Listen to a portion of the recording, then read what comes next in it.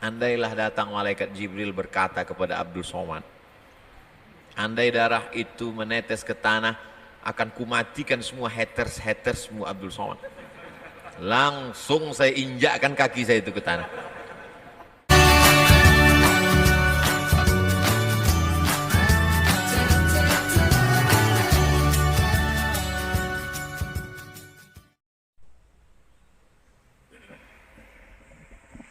Bismillahirrahmanirrahim. Assalamualaikum warahmatullahi wabarakatuh. Dari bunyi sambutan salamnya kelihatannya semuanya sedang puasa. Alhamdulillah. Allahumma salli ala Sayyidina Muhammad wa ala ali Sayyidina Muhammad. Syekh Muhammad Uthman atalallahu mu'amarahu, sahih jasadahu, wa nafa'ana bihi, wa Syekh Islam mata'ana bihusni sawtihi wa tilawatihi hadha sabah al-mubarak. Kita, telinga kita, hati kita diberikan nikmat mendengarkan bacaan yang luar biasa di subuh yang penuh berkah, subuh Sayyidul Ayyam, hari yang dipilih Allah Subhanahu wa taala, dan kita bisa bersilaturahim di tempat yang paling mulia, tanah masjid, di waktu yang paling mulia, salat subuh. Aqimis salata liduluki syamsi ila ghasaqil laili wa qur'an al-fajr. Allah tidak menyebut yang lain sebagai Quran Fajr, tapi disebut Allah salat subuh karena ayat yang paling panjang dibaca dalam salat adalah Quran al-Fajr, salat yang paling panjang bacaan ayat Al-Qur'annya di waktu subuh. Dan hari ini Allah Ta'ala memilih untuk mengawali kemuliaan, dan hari Jumat pula kemuliaan itu diakhiri dengan berakhirnya kiamat pada hari Jumat. Sampai-sampai hari Jumat dijadikan sebagai tempat berkirimnya salawat ke makam Rasulullah SAW. Ketika itu Nabi bertanya, sahabat bertanya kepada Rasulullah SAW, kaifa salatuna ma'rudatun alaika wa qad arimta. Bagaimana mungkin salawat kami dibawa ke makammu padahal engkau sudah hancur berkeping. Lalu kemudian Nabi menjawab, innallaha harramal arda ajsadal anbiya. Allah mengharamkan tanah memakan jasad para nabi. Mudah-mudahan silaturahim kita ini membuat kita selalu istiqamah dalam iman dan Islam, dan bersama Rasulullah SAW dalam surga Jannatul Firdaus insyaallah. Pada kesempatan yang baik dan mulia ini ada beberapa hal yang ingin saya sampaikan. Yang pertama, seperti ayat yang dibacakan oleh imam kita tadi, innama amruhu idza arada syai'an ay yaqula lahu kun fayakun. Termasuklah pertemuan kita subuh ini adalah jadwal kun fayakun yang tidak terjadwal sebelumnya. Berapa banyak kita berkeinginan tapi Allah tidak ingin, maka tidak terjadi. Ana urid, huwa yurid, hiya turid, Allah fa'alul lima yurid. Tapi ketika Allah Ta'ala mau, yamsaskallahu bidurrim fala kashifa lahu iyyahu. Kalau engkau ditimpa suatu kesulitan, kesusahan, tidak ada yang bisa menyingkapkan yang darimu kecuali Allah Subhanahu wa taala. Wa yuridka bi khairin fala radda li fadlih. Tapi kalau Allah ingin memberikan suatu kebaikan, tak pula ada yang bisa menolaknya, baik itu dari kalangan jin maupun manusia. Itu yang kita katakan setiap selesai salat, la mani'a lima a'taita wa la mu'tiya lima mana'ta. La mani'a, tidak ada satupun yang bisa menjadi penghalang atas apa yang engkau ingin berikan. Wala mu'tiya, tidak pula ada yang bisa satupun yang memberikan atas apapun yang ditahan oleh Allah Subhanahu wa taala. Buktinya subuh ini, berapa banyak jadwal saya batal yang baleho bannernya sudah siap karena tidak dapat izin. Subuh ini bisa karena memang tidak pakai izin. Ustaz Abdul Somad ngapain datang? Salat Jumat. Sama seperti saya menyampaikan khutbah Jumat, tidak perlu izin. Makanya saya dibuat di atas mimbar salat Jumat. Kita memang tidak ada membuat baleho, takbir akbar dan selain, hanya sekedar pertemuan silaturahim di masjid di rumah Allah Subhanahu wa taala. Poin pertama yang ingin saya sampaikan bahwa dalam hidup ini banyak sekali hal-hal yang diberikan Allah Subhanahu wa taala kepada kita, seperti yang diceritakan pada kisah Nabi Musa alaihissalam. Musa alaihissalam adalah contoh model kun fayakun. Ketika semua anak-anak dirazia yuzabbihuna abna'akum wa yastahyuna nisa'akum. Anak laki-laki semuanya sembelih. Tidak ada satu pun yang bisa terselamat dari penyembelihan Fir'aun. Razia yang dilakukan oleh penguasa terbesar dunia. Sampai-sampai satu dari 7 keajaiban dunia mengabadikan makam kubur tempat mumi mereka sampai hari ini. Sampai-sampai satu-satunya raja yang jenazahnya masih utuh hidup sampai saat ini masih ada di Tahrir Square Museum di samping Sungai Nil. Siapa saja adik-adik yang nanti pergi ke Mesir, silakan kalau mau bertemu dengan Fir'aun.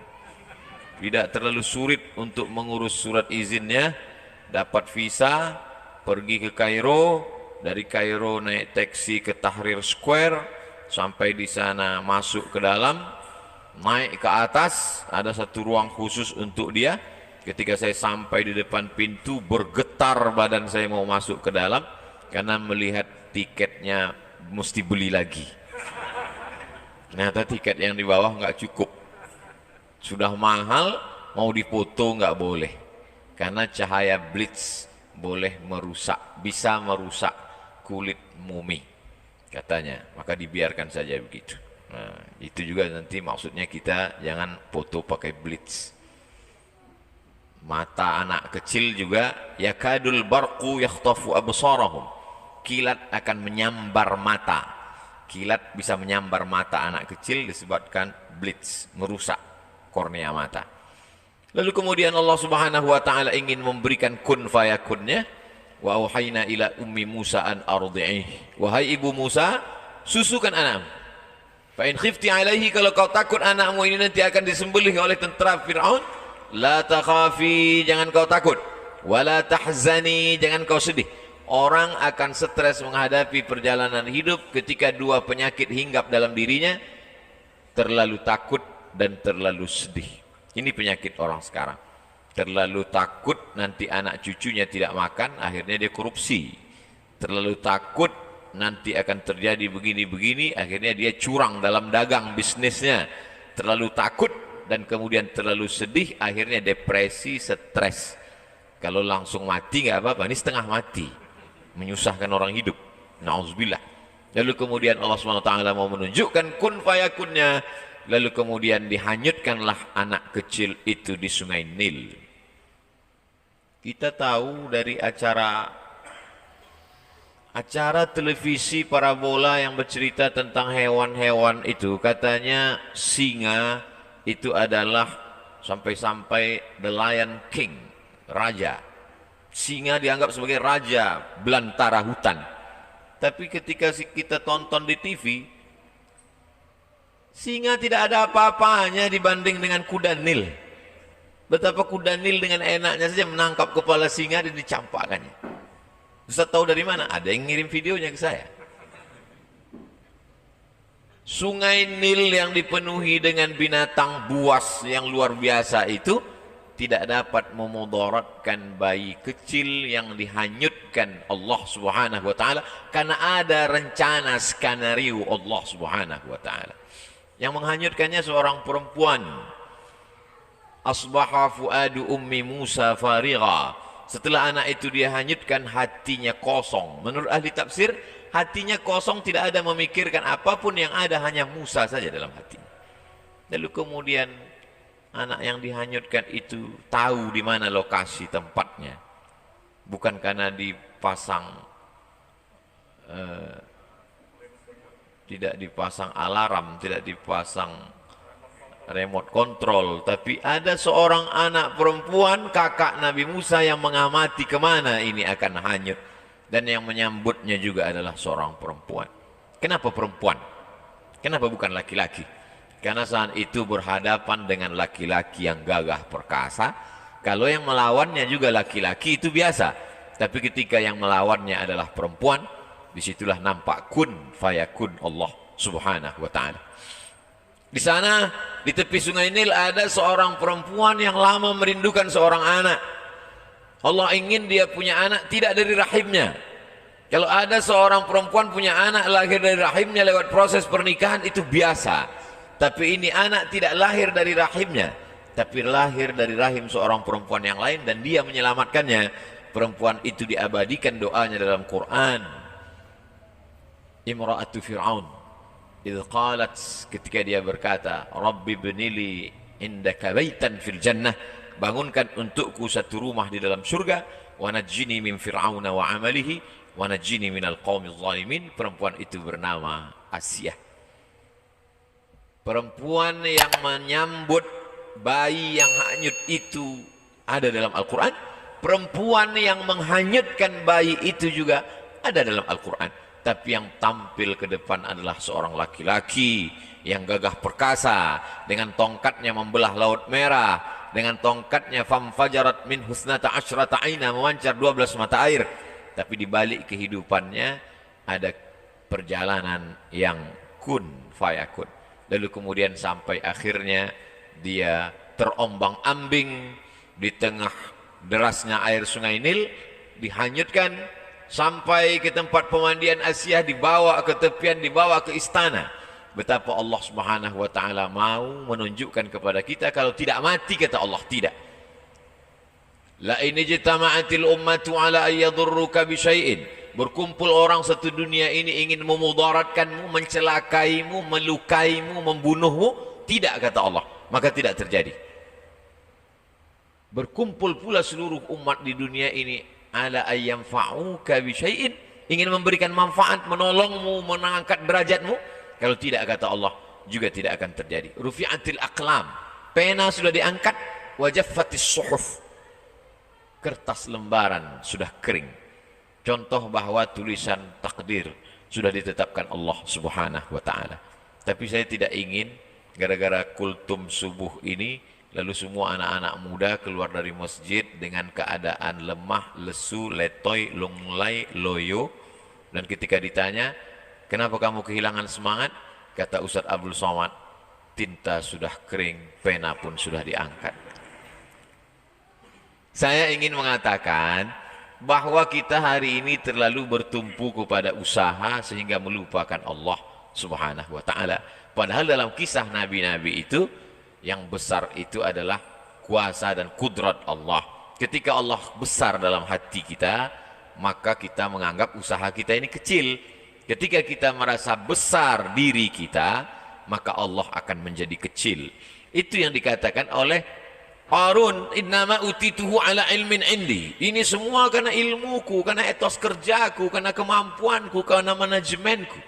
Akhirnya tenggelam di dalam danau yang disebut dengan Danau Qarun. Untuk cerita lengkapnya tanya imam kita tentang Danau Qarun.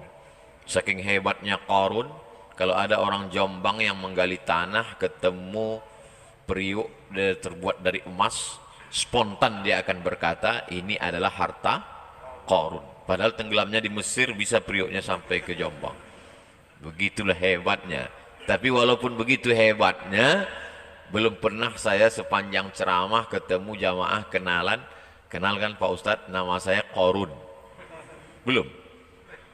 Allah subhanahu wa ta'ala banyak bercerita tentang kun fayakunnya. Kalau dulu ada air yang bisa menyelamatkan anak kecil dari razia Fir'aun, dari tenggelamnya di laut sungai Nil, lalu kemudian air yang lemah lembut itu bisa menenggelamkan Fir'aun. Air yang sama. Air yang sama yang dulu menyelamatkan bayi yang dihanyutkan ibunya ketika tidak ada satupun yang bisa melindunginya.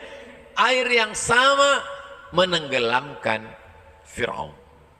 Allah ingin menunjukkan kun fayakunnya. Air itu juga. Padahal airnya sama. Betapa dalam kehidupan ini kita ingin meminta air yang lain. Padahal sebetulnya kalau Allah mau, Allah merubahnya dengan kuasanya. innama amruhu idza arada syai'an ayaqula lahu kun fayakun. Walillahil asmaul husna. Allah punya nama yang bagus-bagus. Fad'uhu biha. Panggillah dia, serulah dia, mohonlah kepada dia. Saya kalau dalam berdoa tetap saya sebut itu, ya Rahman, ya Rahim, ya Dzal Jalali wal Ikram, ya Fa'alul lima yurid, ya man qada amran innama yaqulu lahu kun fayakun. Ya man quwwatuhu bainal kafi wan nun. Wahai engkau yang kuasanya, yang kudrat iradatnya antara kaf dan nun, kekuasaan engkau ya Allah. Maka begitulah Allah mengajarkan kita. Kalau kita bersandar kepada diri kita, ketika diri kita ini lemah, maka hancurlah, tumbanglah. Tapi kalau kita bersandar pada kuasa Allah, saat tangan kita angkat dan mulut berkata Allahu Akbar, di situ ada kekuatan yang besar, yang luar biasa. Ketika semua manusia mengatakan dia akan mati, dia akan tenggelam, dia akan disembelih, dia akan tertelan air, tapi tidak, kata Allah. Ketika semua mengatakan dia akan selamat, bala tentaranya banyak, dia adalah Fir'aun, dia akan selamat melewati Laut Merah, tapi kata Allah tidak, maka dia tenggelam. Dan itu diabadikan. Al-yawma, hari ini, nunajjika, kami selamatkan engkau, bibadanika, dengan badanmu. Ini ayat pernah dikritik orang liberal. Kata dia, kalau dikatakan bahwa Fir'aun itu diselamatkan jasadnya, maka seluruh mumi itu juga jasadnya selamat. Seluruh mumi ketika digali gunung batu-batu besar, itu jasadnya selamat. Lalu apa keistimewaan Fir'aun? Dari mana orang bisa membedakan ini Fir'aun yang mengejar Musa dengan ini Fir'aun yang dijadikan raja-raja mumi itu? Mana perbedaannya?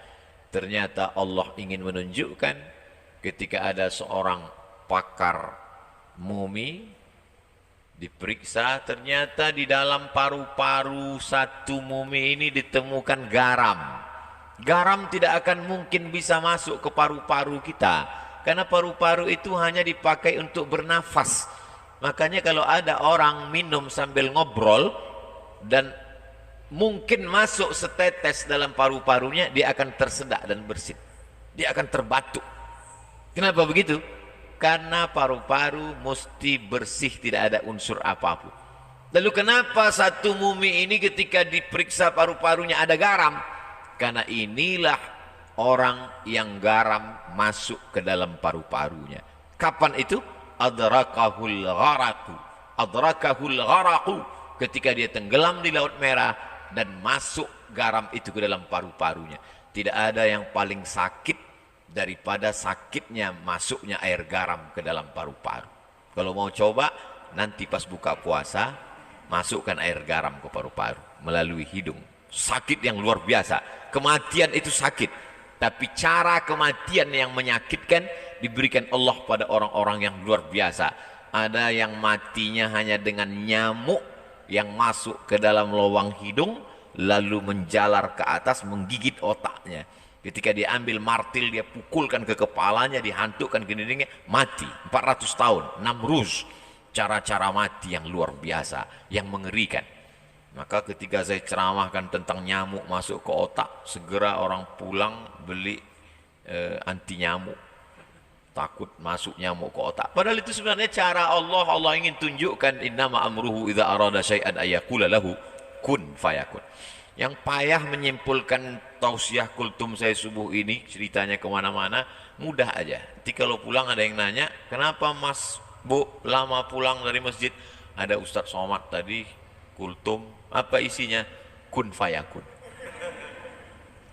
Allah Subhanahu wa ta'ala dari mulai cara menyelamatkan orang, dari mulai cara mematikan orang, dari cara mulai mengabadikan orang dengan yang istimewa, yang luar biasa. Kenapa? Karena dia memang luar biasa, maka hasil-hasil karyanya juga luar biasa. Fa'tabiru, ambillah i'tibar, pelajaran, faqsusil qasasa, ceritakan kisah-kisah itu ya Muhammad sallallahu alaihi wasallam. La'allahum yatafakkarun, mudah-mudahan mereka berpikir. Kalau lampu ini mati, kita cukup pencet stop kontak, dia akan hidup. Kalau AC ini mati, kita cukup ambil remote control, on, dia akan hidup. Tapi mengonkan otak ini adalah dengan kisah-kisah. Apalagi sekarang banyak orang otaknya tidak berfungsi karena sudah dihabiskan oleh handphone ini. Luar biasa. Maka satu-satunya lagi tinggal cara untuk mengaktifkan pikiran orang adalah dengan bercerita melalui mimbar sholat Jumat.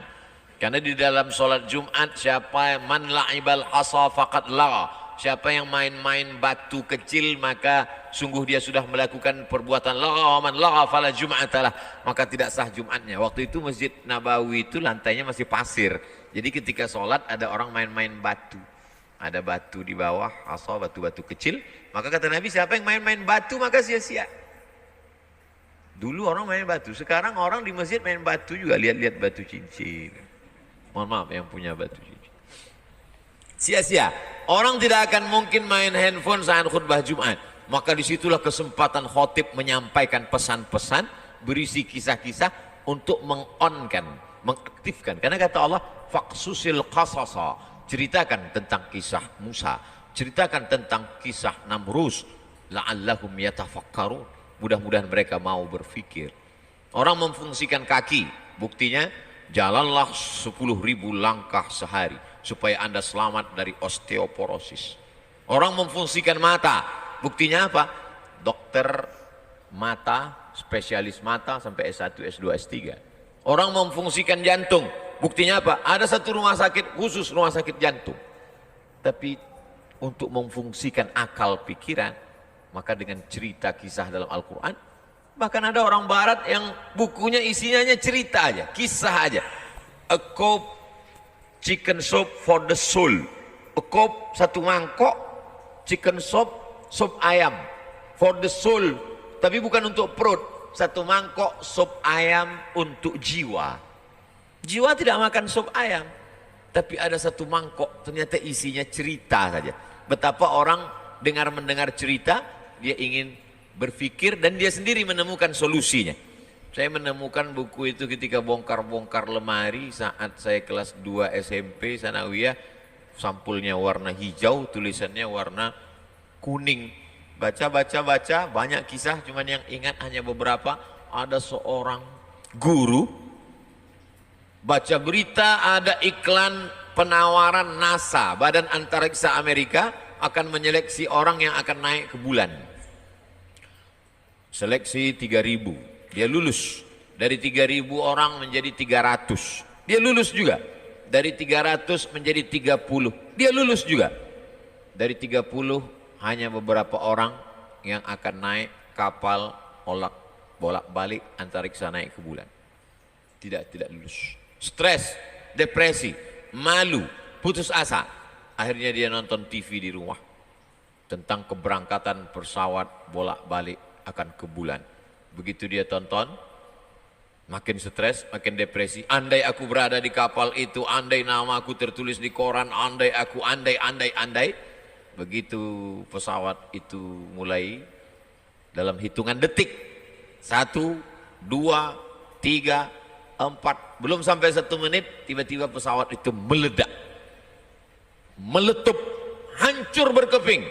Di saat itu juga dia berterima kasih kepada Tuhan, untung aku nggak lulus. Andai saja lulus di situ. Padahal berapa detik yang lalu dia berkata, mengapa aku tidak di sana? Mengapa aku tidak lulus? Belum lagi berakhir menit itu, di saat itu juga dia berkata, untung saja aku tidak lulus. Betapa kita menilai hidup ini menurut pandangan kita. Padahal ada yang lebih indah menurut rencana Allah Subhanahu wa taala, tapi dengan cara mengikuti kehendak Allah. Cerita saya ini jangan dipotong. Saya tidak ingin juga ada adik-adik mahasiswa ketika ditanya sama bapaknya pulang, kamu udah selesai semester 8? Belum Pak. Kenapa? Ada hikmah-hikmah yang bisa kita petik dari perjalanan panjang ini. Cuman kita belum bisa menangkapnya karena hanya Allah. Nanti akan ditunjukkan Allah di akhir zaman Pak. Saya takutnya bapaknya tidak ngamuk, dengan senyum dia katakan, betul yang kau katakan, maka dari semester 9 dan berikutnya kau carilah uang kuliah sendiri. Itu bisa kita katakan kalau kita sudah ikut aturan Allah semuanya. Dari A sampai Z kita sudah ikut, tiba-tiba terjadi di luar rencana kita, baru kita katakan ini adalah rencana Allah Subhanahu wa taala. Kun fayakun membuat kita menjadi kuat. Tidak ada putus asa bagi orang yang meyakini kun fayakun. Sekarang diundang motivator untuk ceramah ke hotel, membangkitkan semangat. Dihidupkanlah screen, matikan lampu, audio visual, semangat, semangat, semangat untuk membangkitkan. Tapi begitu acara selesai, lampu hidup, screen mati, semangat pun mati juga. Kenapa? Karena dia datangnya dari ekstern, dari luar. Tidak bisa. Semangat hidup bangkit dari dalam. Semangat hidup apa? Semangat hidup kun fayakun. Di saat tidak ada tempat bergantung, ibu adalah orang paling tempat bergantung. Tidak ada tempat bergantung selain ibu. Tapi di saat itu ibu pun menghanyutkan dia. Allah sedang ingin mengatakan tidak ada tempat bergantung bagi engkau wahai Musa, kecuali hanya aku. Begitu juga yang dialami oleh Nabi Muhammad SAW. Ayahnya Abdullah meninggal. Diasuh oleh ibunya Aminah meninggal. Diasuh oleh kakeknya Abdul Muttalib meninggal. Diasuh oleh pamannya Abu Talib pun meninggal. Istrinya Khadijah meninggal juga. Anak-anak perempuannya semua meninggal. Kecuali satu terakhir 6 bulan setelah itu barulah meninggal. Lalu kemudian apa tempat dia bergantung? Tak ada tempat bergantung. Dia berharap menganggap nanti orang Taif akan menolong. Berjalan kaki dia dari kota Makkah menuju Taif. Karena kalau dia naik onta, naik keledai, naik kuda, nanti dianggap dia akan pergi jauh, dia akan dibunuh. Dia jalan kaki 100 km sampai ke Taif. Orang Taif tidak menyambut dia dengan tala'al badru alaina. Orang Taif tidak menyambut dia pakai banner, baleho dan umbul-umbul. Mereka sambut dia dengan lemparan batu. Akhirnya dia mengadu ke balik bukit dan berkata, Ilahi, ilaika ashku dha'fa quwwati. Kepada engkau aku mengadukan kelemahanku wa qillata hilati. Ketidakberdayaanku wa hawani. Kehinaanku di tengah manusia. Anta rabbul mustad'afin. Engkaulah tempat aku berlindung ya Allah. Pada saat itulah baru Allah menunjukkan kun fayakunnya. Setelah perjalanan panjang, di akhir itu baru datang kun fayakun. Malakul jibal, malaikat jibal, malaikat penjaga segala bukit di dunia ini berkata, ya Muhammad sallallahu alaihi wasallam, tunjukkan mana gunung yang paling besar, Jabal Qu'ayqi'an dengan Jabal Abi Qubais. Tunjukkan, akan kutimpakan pada mereka, rata mereka dengan tanah. Apa jawab Nabi? Asallah an yukhrij min aslabihim man ya'budullah wa la yusyrika bihi syai'a. Ya Allah, keluarkan dari tulang sulbi mereka anak cucu yang akan menyembah engkau, tidak mempersekutukan engkau dengan apapun. Penduduk Taif hari ini 100% muslim. Di saat kemarahan, di saat kekecewaan, di saat tidak ada tempat berharap, tapi Allah ingin memberikan kemuliaan, Allah berikan kun fayakun. Nabi menjawab kun fayakun itu dengan maaf. Maka disitulah letak kemuliaan Sayyidina wa Maulana wa Syafi'ina Muhammad sallallahu alaihi wasallam. Lalu kenapa kun fayakun itu tidak turun ke kita? Bukan karena airnya tidak turun, tapi karena cawannya tidak siap untuk menampung. Bejana yang disiapkan tidak cukup untuk menampung air hujan yang diturunkan Allah Subhanahu wa taala. Kun fayakun akan turun pada jiwa pemaaf seperti yang ada pada hati Muhammad sallallahu alaihi wasallam. Apa kata Jibril? Terompah kayu sendal yang diinjak Nabi itu berdarah dan darahnya hampir saja menetes ke tanah. Kata Jibril, kalau sampai darah kakimu itu menetes ke tanah, kuratakan dunia ini ya Muhammad. Nabi membersihkan darah itu agar tidak menetes ke tanah. Andailah datang malaikat Jibril berkata kepada Abdul Somad, andai darah itu menetes ke tanah, akan kumatikan semua haters-hatersmu Abdul Somad. Langsung saya injakkan kaki saya itu ke tanah. Ternyata kun fayakun itu tidak akan pernah turun kepadamu Abdul Somad, karena hatimu tidak seperti hati pemaaf Muhammad sallallahu alaihi wasallam. Ini poin pertama tentang kun fayakun. Nah, kita tidak mau ini hanya sebatas teori. Bagaimana menurunkan kun fayakun yang ada pada Musa, pada Ibrahim, pada Muhammad alaihi wassalatu wassalam ini kepada generasi sekarang? Maka kita perlu mentransfer itu ke umat yang ada sekarang. Alhamdulillah, saya lihat masjid ini luar biasa cantik indah, tapi apa kata Syekh Ustadz Abdul Somad, di sini ada 20 anak selevel SMA yang boarding belajar Al-Quran tahfiz ilmu keislaman. Yang SMP tidak boarding tapi full day. Full day, maksudnya penuh satu hari, malamnya enggak di sini lagi. Inilah cara kita untuk mengembalikan lagi kun fayakun yang pernah ada mampir di dalam hati Musa, yang pernah bersemayam di dalam hati Ibrahim, kita tarik lagi ke hati umat yang ada sekarang melalui lewat pendidikan Islam. Macam-macam, lain padang, lain belalang, lain lubuk, lain ikannya, lain kepala, lain idenya. Ada idenya dengan membuat masjid bagus, lalu kemudian ada lembaga pendidikan. Ada idenya untuk memajukan Taman Pendidikan Al-Quran dengan program 1000 TPQ seluruh dunia, sehingga kualitas anak-anak, guru fisika PNS, guru kimia digaji mahal, guru matematika bisa dapat beasiswa S1, S2, S3, tapi guru ngaji digaji 300.000 sebulan, gajiannya 3 bulan sekali, disunat massal. Bagaimana kun fayakun itu bisa mampir ke dalam hati anak-anak kita? Maka mesti ada perbaikan kurikulum, perbaikan pendidikan, program-program, dan masjid. Masjid apa namanya Ustaz? Masjid Ar-Rayyan. Ada satu pintu surga yang tidak dimasuki kecuali hanya orang yang berpuasa, Ar-Rayyan. Tapi kita sudah masuk duluan ke Ar-Rayyan. Dan masuknya saya ke Ar-Rayyan dalam keadaan berpuasa. Abdul Somad, semua manusia ingin mendatangkanmu ke Ar-Rayyan, tapi aku tidak, kata Allah, kau tak bisa datang. Tapi kalau aku berhendak, kata Allah, maka di saat berpuasalah kau masuk ke dalam Ar-Rayyan. Allah Ta'ala punya kuasa. Ajib.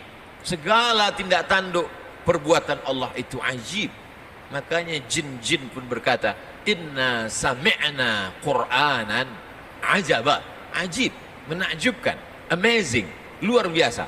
Yang biasa itu perbuatan manusia. Yang luar biasa, maka di luar manusia Allah Subhanahu wa Ta'ala. Maka bagaimana supaya ini ada pada generasi ini? Satu-satunya jalan adalah lewat pendidikan. Khutbah itu pendidikan, ceramah itu pendidikan, kultum pendidikan, tausiah pendidikan, kajian etika pendidikan, tapi tidak mengikat. Tidak mengikat. Tidak ada orang di masjid yang terikat dengan pengajian. Kenapa di masjid Ustadz ceramah nggak ada yang keluar? Pintunya dikunci. Mana mau keluar? Maka kita mesti ada lembaga yang mengikat. Sekolah formal, SMP, tahfiz, SMA, tahfiz. Satu sisi dia ingin dapat ijazah, tapi dengan ijazah dari Diknas itu isinya adalah tahfiz Quran, akidah, akhlak, bahasa Arab, sejarah Islam, fiqih, usul fiqih. Dalam satu hembusan nafas dia akan berkata, qala Rasulullah SAW, qala Nabi SAW. Tapi juga dalam hembusan yang sama dia mampu berkata fisika, kimia, biologi, matematika, bahasa Inggris. Inilah generasi yang akan bangkit dengan semangat kun fayakun tanpa meninggalkan dunia. Sekarang kita melihat ada orang yang luar biasa dengan kehidupan dunia, tapi kun fayakun tak ada dalam hatinya. Satu lagi ada orang yang luar biasa kun fayakunnya, tapi dia meninggalkan dunia. Laisa bi khairikum man taraka dunyahu li akhiratihi. Orang yang baik bukan yang meninggalkan dunia untuk akhirat. Wala akhiratahu li dunyahu. Bukan pula yang meninggalkan akhirat untuk dunia. Liusiba minkum jami'an. Dapat dua-duanya. Bagaimana bisa membangun masjid secantik, seindah, seluar biasa ini? Jawabannya kan ceramah Ustaz, kun fayakun. Iya, tapi kan ada usaha, ada ikhtiar manusia.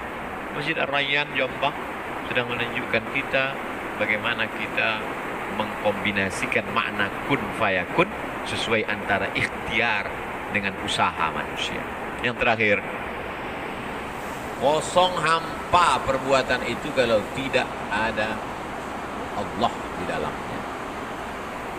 Tidur menjadi berisi kalau ada Allah di dalamnya. Bismika Allahumma ahya wa amin. Yang dibaca waktu pengajian. Makan menjadi berisi, berkualitas kalau ada Allah di dalamnya. Allahumma barik lana fima razaqtana wa qina adzabannar. Tapi puasa menjadi tidak bernilai kalau tidak ada Allah di dalamnya. Bagi siapa yang tidak berniat di dalam hati bahwa dia akan berpuasa. Ibadah kosong. Salat kosong kalau tidak ada lillah. Tapi perbuatan yang bukan ibadah malah menjadi ibadah kalau ada Allah di dalamnya. Tapi ceramah saya jangan dipelesetkan. Nanti satu hari main game online terus. Kamu dari pagi main game. Kalau ada Allah di dalamnya, maka dia pun akan bernilai ibadah, kata Ustaz Somad tadi. Ini banyak sekarang. Saya yang di masjid ini insya Allah tidak akan mempelintir ceramah saya. Tapi kan ini direkam. Itu bisa sampai kemana-mana. Nah, maka 3 poin yang saya sampaikan. Pertama, kun fayakun para nabi. Yang kedua, kita transfer, kita ambil itu ke generasi sekarang.